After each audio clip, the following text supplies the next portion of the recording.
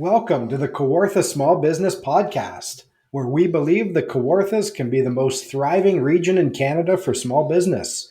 I'm Brian Rump from Profit Coach. And I'm Matt Garrity from Matty G Digital. And before we get started, head over to Kawartha Small Business Podcast.ca/checklist and download Matt and Brian's marketing checklist for Kawartha small businesses.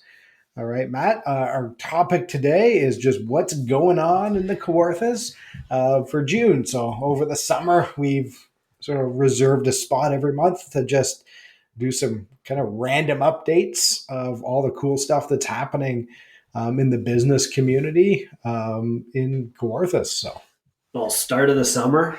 June 21st, patio season. People getting outside. Big time of year, of course, for Kawartha Lakes. I want to say maybe a bit more Fenelon Falls and a bit more Bobcaygeon, it seems, than Lindsay. That's where I think probably you would know better than me, but some of those businesses open up almost exclusively for the summer. So like it's sales season for them. Yeah, it's sales season. I think it's activity season. I think it's day trip season. I think there's, quote unquote tourists that come or people who are seasonal cottagers or people just visiting cottagers or going on day trips. And there's kind of lots to do if you look at, from Peterborough on up to sort of this side of the Kawarthas, just lots going on. And, we think that makes it a thriving region. So, both for business and for stuff to do.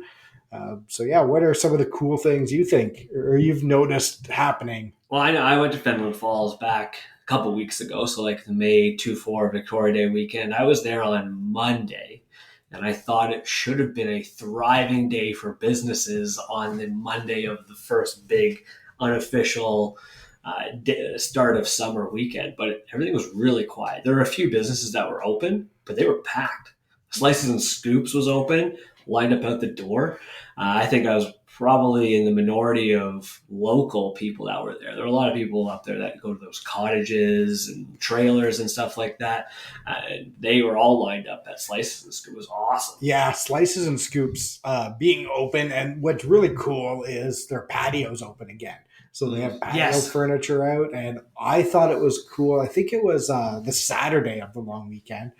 I was in town. I came in, went for a long walk, and then walked by, and they had like just opened, and the patio was like filling up fast, and it was all families out having ice cream, which I just thought was cool. So yeah, that was my first time I've ever been there with the actual patio being open, which I thought was really awesome. I didn't even realize they had done that before because on my 2 summers that I've been here, I guess with COVID or maybe more, but I didn't really realize that they even had the patio there. So it was nice to sit down there. Normally we just walk across to where the lock is and whatever, but it was nice to be able to sit down there and actually enjoy some of the chaos, like just packed with families and all that kind of stuff.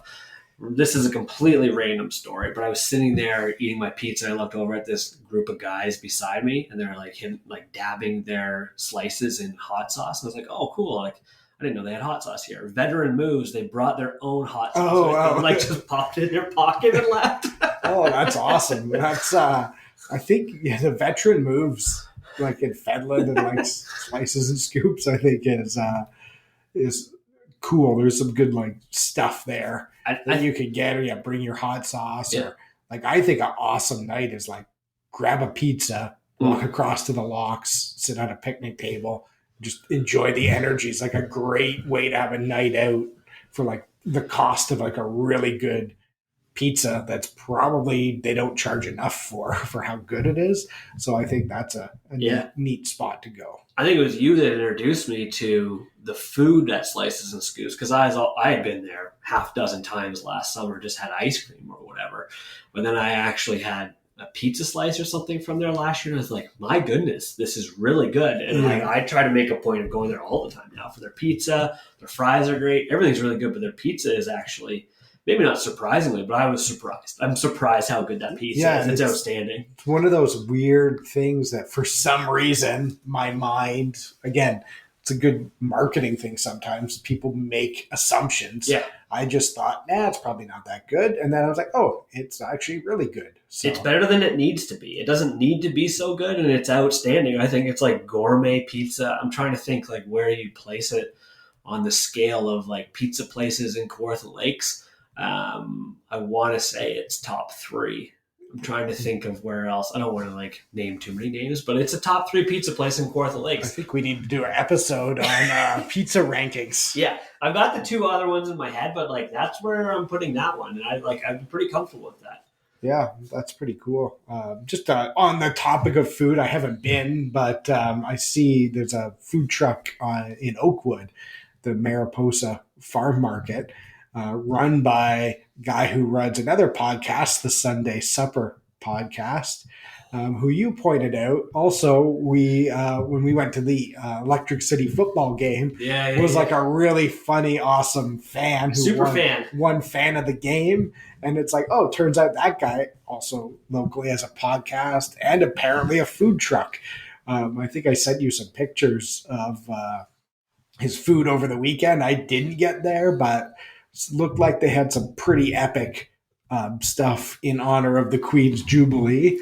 And it's just one of those what's going on places that just, I think, have to be checked out. It looked really good. That was the poutine you sent me yesterday, right? And there was bacon bits on it, wasn't it? Or bacon, probably some beef. I think it was related to the Queen's Jubilee was there. And I haven't followed, but I know there was a contest to make like a Jubilee dish for the Platinum Jubilee, which goes back to one of the Jubilees or Coronation, I think maybe. Like if you've heard of Coronation chicken, that was a dish that was sort of like the dish that was in honor of the Queen's original coronation and became like a, something people would copy. So they were trying to do a marketing thing around like what's the Jubilee dish, which I think from that is some sort of like beef and horseradish thing. Oh, really? Anyway, I might not have any idea what I'm talking about, but that's why sort of that was like the special, because I've seen a few other places do similar types of specials like that. So that was just a pretty cool thing that I wish I got to check out. Yeah, I'm thinking of Tasty Shack, but I think Tasty Shack opened like a month ago. I'm excited to get there. And then I don't know why this popped in my mind, because it's actually open all year long. But I only think about it in the summer, and I feel bad because I don't know if they're friends of the show. They're friends of ours, Farmer's Butcher Shop. Oh, yeah. I like never think to go there in the winter, and you've like scolded me for that, and I'm sure like Cassie will be mad, and Matt will be mad, but I've been every weekend, I think so I didn't go this weekend, but I go like almost every weekend in the summertime. Love it there, but I don't know why I don't think about it more outside the summer. Oh, I think it's great year round. I get what you mean though, and I think like it's barbecue season. There's just something about summer barbecue season. Like you walk in and they have, I think, the best value add stuff of any butcher shop I've ever went to. And I like butcher shops. I like to shop at butcher shops, but they have like the best, just the different burgers and the sausages they make. And then there's always like random stuff. They have great shish kebabs. And just like if you're having a barbecue, you could just go there and like do a lap around and get whatever you want. Yeah, I think what sets them apart from a lot of other butchers is you just think like a butcher shop, maybe manly, maybe just walk in and it's just cuts of meat everywhere. Not boring, but that's just what it is. Farmers, they always have different stuff, but it's you walk in and you don't even really need to think about what you're going to make, like what's your recipe, what ingredients you're going to use. Like you said, you walk in, they've got like a half dozen or a dozen different types of kebabs. Like they've got the pork souvlaki, they had jerk chicken, they had Korean beef, all these different ones. Like a week ago when I went, it's like you just go in and you're like, okay, I've got 6 people coming over, and you can just decide from there. Like, okay, you've got a whole variety of kebabs, and then you've got different burgers where they've got, I think, like the rip-off of the Big Mac burger. Yeah. And they've got like bacon and cheese built into some of them and just like a bunch of different types of burgers. They've got their slabs of meat, but then they've got all those sausages that, again, it's not just honey garlic and Italian. They've always got something different. They play a lot with Doritos, which I think is kind of fun. Yeah, it's neat. They experiment with stuff, and I think it's really fascinating. And again, without knowing them too well, I don't want to say anything that's fake, but like from the outside looking in, I think Matt's the type of guy who likes to eat and taste different things. Yeah. So has just different stuff that sort of he likes is sort of like that. And I think they have for their employees, the one guy knows a master butcher, which is a designation that's hard to get, and we don't usually see it around here. So they really understand, I think, the technical side of meat, which is why the things like sausages and burgers can be so good. And then some of the other, just the way they present stuff or the way it's cut, like, there's a talent there. And then they have, I forget her name, but has managed restaurants. So I don't know, who influences the stuff, but I think just having all those people together, they also have a culture that's like fun. They're experimenting. So they try stuff. And like, I've had stuff there that's okay, but some of it's amazing because they've like tried it. They do different things. If you're buying from in the freezer, like some of the leftover sort of sausages, like there's all sorts of different kinds. It's kind of like a hunt sometimes to see what's going to be there. Yeah. And I just love that level of like creativity. They're always innovating stuff, trying new things. The glass case never looks the same. No. Like you go in, there's always something different. It's not just slabs of meat. Like, oh, here's your sirloin, here's your this, here's your that, and they all just look the same, which is cool too. I like those places, but I think as a what's going on, like it's an event every weekend you go if you're barbecuing. Yeah. It's like, what am I gonna find? I always go to get usually sausages the last couple of weekends because we've had people coming over. I always leave with something I wasn't expecting to get, and I also leave, hear me out, a bit remorseful because I'm upset I couldn't have bought more. Maybe I should have, but I'm like, I hope I see that again next time when I'm more prepared to buy it. I feel like I'm missing out on something every time that might not ever be back.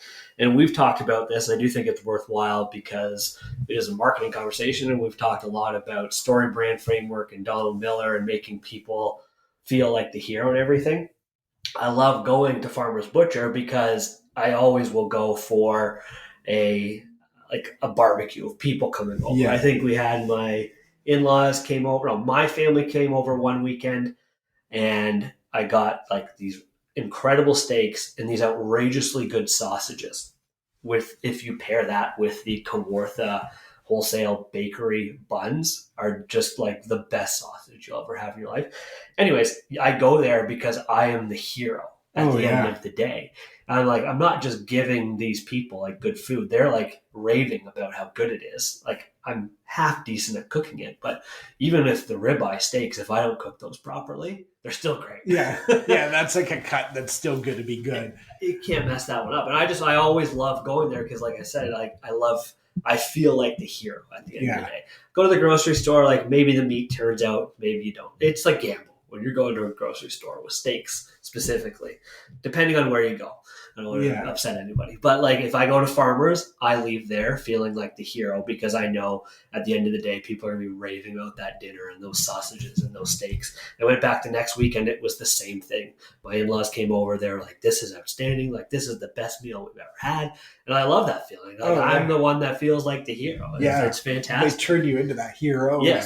Yeah, I just like it because it's the unexpected things. It's all easy to cook too. I find like, you can do that lap and you get like, I got some kebabs and salmon like a few weeks ago, and that was like a surf and turf. It took like 15 minutes to cook because they cook fast, and then salmon, it's just easy stuff. Like, so you don't have to be a super skilled chef, but you can have something that, would cost a lot in a restaurant sort of to have a similar type of dish. So, yeah, I loved it. It was very good. I love going there, and I don't know why I don't think about it more outside of the summer, but it's just barbecue season. Yeah. So that's what's going on. Awesome. What else do you got on your list? Can I shamelessly promote the stuff going on at Thrive this month? I sure let's make the hope so. Let's make the people that are coming to Thrive this month the heroes. So we've got a couple different events at Thrive Co-working Community going on, starting with Saturday, June 11th, and then Sunday, June the 12th. We've got Medio Creations is doing a pop-up and a bit of a market for herself and some of her friends, other type of businesses. I don't know the exact ones offhand right now, but the way we frankly structured that is she's rented out the space for the pop-up. She's someone that's a home maker and sells stuff from her home and does like the whole market circuit in the summer. And then maybe to give too much information, I was like, does this really make sense for Thrive? Like, are we going to turn into like a maker's market? Are we just going to be selling pop-ups? But to me, Thrive is all about like helping other businesses grow. And this is helping Medio like get out there, have a place to sell. She likes the location because it's a beautiful spot. Of course, it's downtown. But also like with a lot of the markets now, like there are a lot of them outdoors and like they're weather dependent. Some will get canceled with wind, some will get canceled with rain. With Thrive, like she's guaranteed that income for the day or two that she books it. So I think that's pretty exciting that she'll be doing that in June. And she also has booked a couple other times in July, 4 more dates in July. So like super excited about that. And then on Thursday, I think, June 23rd. I'm questioning the exact date of this now, but I'm pretty sure it's Thursday, June 23rd in the morning from 9 until 12. Dennis Gielen, I hope I pronounced that right. Dennis is easy enough to pronounce. I'm not entirely sure I said the last name correct, but the best-selling author of the Zero In Formula is doing a workshop on the customer experience and providing like a great customer experience for people that you can pay to join through our website or reach out to Dennis, and he'll be having again like a workshop here, and great location for that. We've got the boardroom. I'm not entirely sure if we're going to use the boardroom or the shared space up front for that, but great opportunity for him to be able to get a bunch of people in person again, especially after COVID, through here, looking at their business and place to focus and inspired to kind of do that. So super excited for that. And he also has booked stuff in July, and I think July and August. So not to pat ourselves in the back, but these people have come here, checked it out, and they've kind of made the leap with both feet in right away, or head first, I guess that makes sense. They've booked more than one at once, which has been kind of fun and assuring that people are seeing like the value in the space and how it can definitely help them. So awesome. Yeah, I think it's becoming the place to go for where entrepreneurs go to thrive. Yeah. And that means a lot of different things. It's not just co-working. It's, helping build businesses. It's things like workshops. So, just lots going on depending on sort of where you are as a business owner. There's lots of different options, which is cool.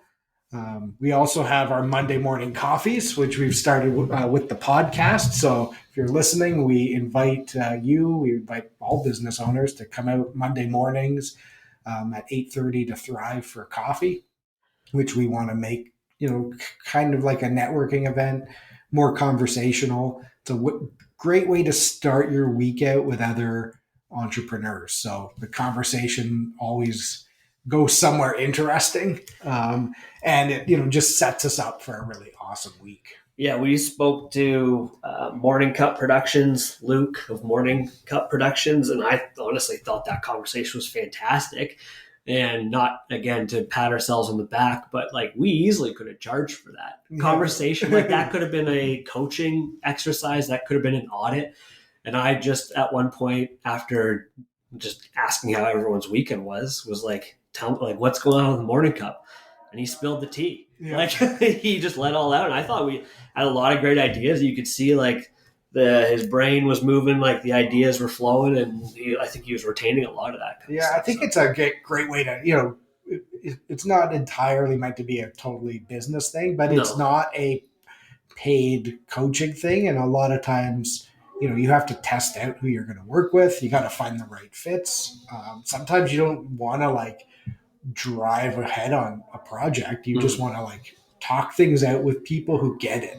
Yeah. Because they are business owners. It's not, and can be objective about it. They can, think about stuff on your behalf. So it's a great, I think, venue just to pop by on a Monday morning and start your week out with us. So. I wish I had this years ago when I started Matty G Digital, because I remember working in the basement in my office, it being isolated, it being lonely, not knowing who to talk to. I was like somewhat newer to the community, so I didn't have a ton of like local friends or people that I knew, like really a big network. So trying to build that from the beginning would have been really nice to have like somewhere to go, like to ask the casual question, like, what do I do here? Where do I go? And because you're lost so much as a business owner, like you need that community, or not reassurance, but direction. Yeah. And I think that's, what your vision for Thrive includes that building community. I think the podcast is our way to do that, sort of community focused. It's not a paid event for people to come to. But it's that outlet to just come get your thoughts sorted, talk through stuff, hear and learn from other people. Yeah. I really like it, and we just started it. So hopefully we get lots of people out to it over the course of the summer. Yeah, I think we've done 3 now, and it's been good. I've gotten good feedback from it. I'm sure most people would probably lie and say that they had good feedback from it, but I'm being honest. Like people like seem genuinely interested in this. I've heard people saying like they're trying to move stuff around and get to these, which I think is pretty cool. Yeah. Like they understand the value, and I think people will start to pay attention to that, and we can grow into some like pretty cool community for that. So yeah, I think it's good. We'll keep it up, and that's something that's going on. I do have, I had an unfortunate burrito incident the other day. My talk about get found on Google in less than 30 days or in less than 60 days to grow your business online and get more customers had to be canceled, but I'm going to be pushing that one to the next Thrive keynote, which will be on Thursday, June the 16th. And I'll just kind of pick up where I was about to leave off on that one and kind of shift some stuff, because I'm super itching and excited to do the SEO live coaching one too with people. But we have to start with some of the basic foundational stuff. We had like a few people that were going to show up and register to that, which was good and bad. It was good that the first one that we did, the first keynote that we did 2 weeks ago, was it seemed like friends and family, like a clubhouse type of thing. But this time it was going to be a lot of people that weren't already part of the Thrive community, which I thought was really awesome. So yeah, which is cool. Awesome. We have a couple other things going on. Brandy from Barn and Bunkie / White Cottage has monthly markets happening. So they had one this past weekend in Fenelon. Looked pretty cool. So again, makers who are out in their market space. They have food happening. They have live music on the Friday nights. And they have a banner up with all the dates of ones that they're having throughout the summer, which is, I think, is a good event to just check those out. It's amazing stuff. It's like, it's not even just a market. Like you think of a market and you're like, okay, it's like a maker's market. She's made it like a place to be, or a place to go, and a reason to go to Fenelon. Yeah. Like if you're not going to Fenelon for that, you're going for something else, but you have to stop in there. I think it's really cool. The facility is outstanding. She brings in like, not that there's illegitimate makers, but like big, serious makers that want to make a business out of this stuff, and they do great work. And I thought it was really cool how she's adding music in. I didn't know if that was different than the market, or if that was just like during the day, like she had some live music. That's wicked. It was Friday night for the market that she has happening. So, which is just pretty cool of how she making it a whole event. Because I think for her, they're working there all weekend, so she makes it really fun. So yeah, it's just, I think it's great for everybody, right? Like she's an expert marketer. Yeah. And whether you think that she's doing marketing or not, like maybe you think that she's creating events, but like I've not had this conversation with her. I don't know if she would even tell me, but like it's not just an event to her. Like she's doing this to get more people through Barn and Bunkie. She's getting it to introduce the coffee shop, or she's getting people there for the White Cottage. Is it White Cottage coffee? Yeah. She's getting people there for that. And then like, okay, now go take your coffee and walk around the market and like check all that out. And it's just an incredible, I want to say exercise, but no, it's an incredible case study in expert marketing. And it might not seem like that, but I can guarantee you that's what it is. Yeah, and it's really creating, and I think, again, not sharing or knowing Brandy, all of her motivations, but it's one of those, like, this should exist because it's awesome. Yeah. And it's like, let's create something like this, which I think is just really cool. And she tries different things and has lots of ideas, and things will change. And I just think it gives you many reasons to go to Fenland. True. There are a lot of reasons, but I now honestly believe that if you're going to Fenland, you have to stop at Barn & Bunkie. Oh, I think it is. Definitely. It's like, there's a few places that I think you have to go. So like Brandy's Empire there, you have to go. You got to tour around Great Finds, as well as one of those places where you just have to go every now and then, I think. Mm-hmm.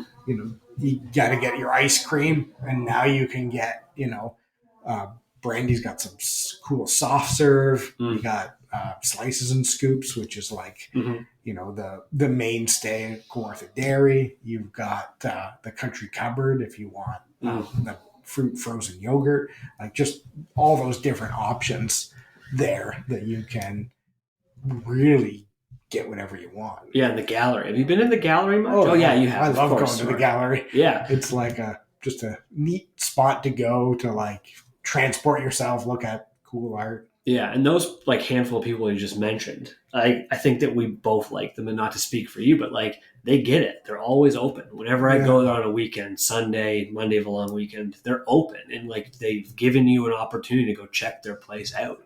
Like if you build it, they will come. And, like they're proving. Yeah, which is cool. All right. Speaking of Fenland, we also have the Grove Theatre opening up for the summertime. So if you haven't been to the Grove yet, they opened last year. It's an outdoor theater. It's really cool. They got lots of different shows coming up. So I know I have tickets to a few different events over the summer. I'm going to the first one Friday night. Oh, nice. What are you going to? It's I didn't realize it was a series, but it's a Broadway Through the Ages. I like cool Broadway and show tunes, and the artist doing it I saw last year. And she's a musical theater performer who has a long sort of resume, and actually in COVID sort of hunkered down and figured out different ways and started doing sort of like small shows and Zoom shows. And, sure. Now is doing 3 shows at the Grove this summer of different eras of Broadway, which I didn't realize it was a 3-part series. So now I have to go buy tickets to all the parts.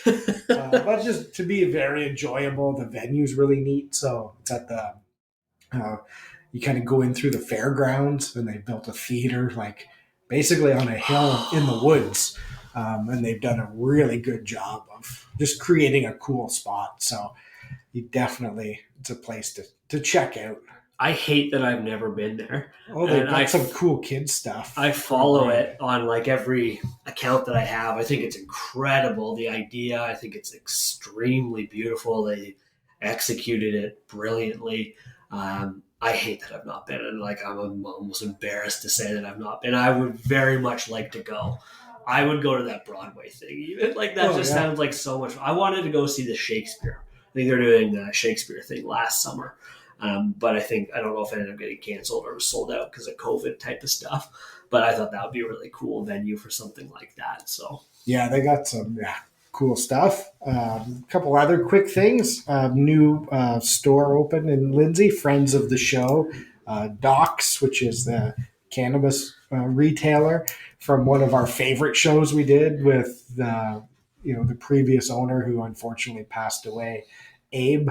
The rest of that business is carrying on, and they've opened a second location in Lindsay. And they reached out to us to sort of let us know about that, and we're putting that on the show. Yeah, I'm excited to see that still is opening. I met with Abe, I want to say like a week or two before he passed. I think it was like within the month though.